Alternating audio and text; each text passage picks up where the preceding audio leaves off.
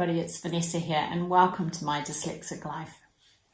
Today I wanted to talk about perfectionism and what it's like when we're trying to get something done and we have such a strong picture of what it's going to look like that we end up taking ages to get the task done. I know for me, I really struggle with this. I'm such a strong visual thinker that I really have an idea of what I want something to look like. And it can be really difficult for me to get past that picture that I've got. And it does bring with it this level of perfectionism, and it's so debilitating, it really is. You know, there's a saying in business which is imperfect action is better than perfect inaction.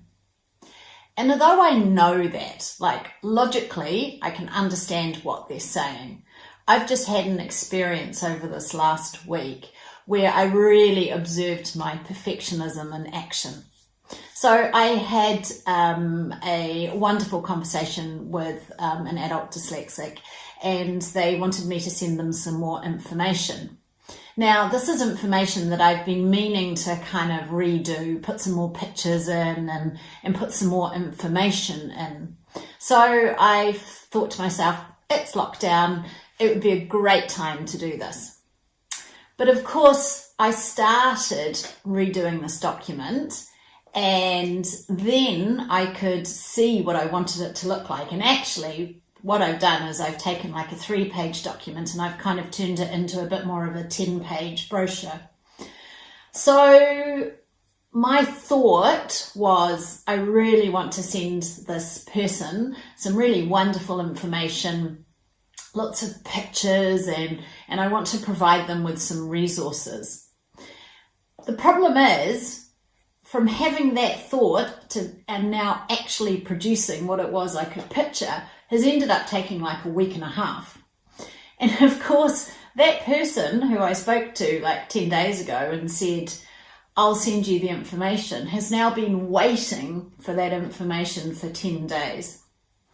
And that has stressed me out so much because I have this pressure of that person's waiting for the information. What are they going to think of me? They're going to think I'm not organised enough. They're going to think that I don't care. They're going to think that I'm not interested in working with them. You know, all sorts of stuff starts circulating in your head. And all that does is build up all this extra pressure and kind of stress. On the other side, I've got this part of me that knows exactly what I want it to look like, and I want to spend the time making it look exactly how it is in my head. Now, this is a real dyslexic thing.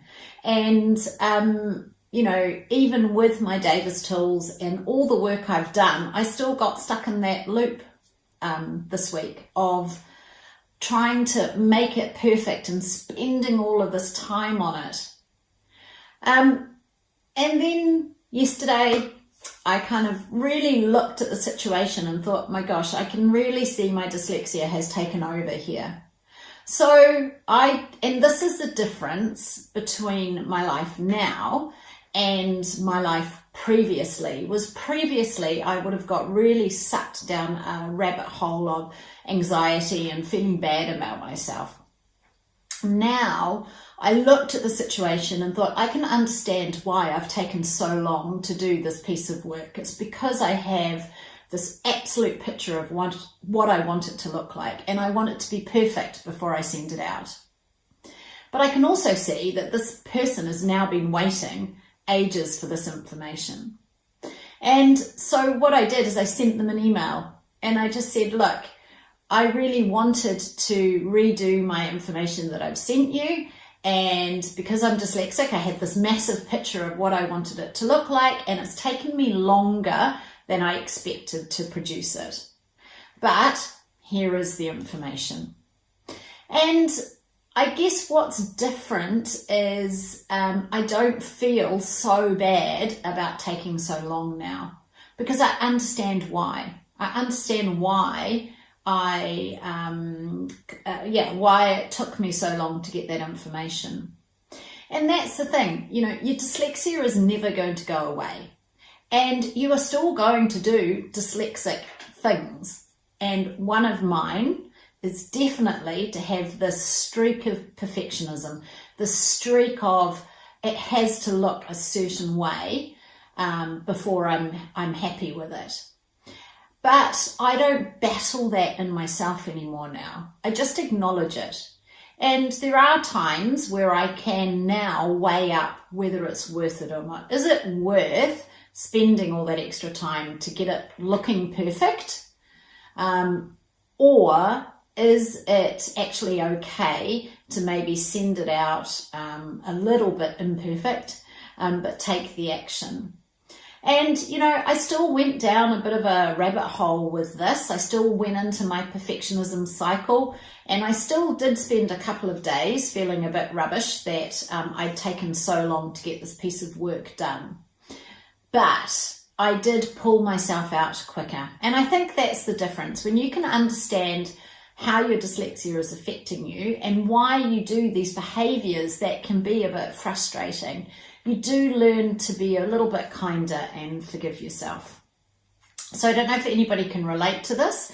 I know it really is one of my parts of dyslexia, which is still very strong with me. And, you know, I do have to be aware of it. But I just wanted to say that perfectionism is driven from us having that picture of what we want something to look like. And that can be a good thing. But as with all of the dyslexic traits, there are positives and negatives. So I hope you guys are all well wherever you are in the world. And I wonder if you can relate to this perfectionism or taking too long to get something done. I'd love to hear your comments. See ya.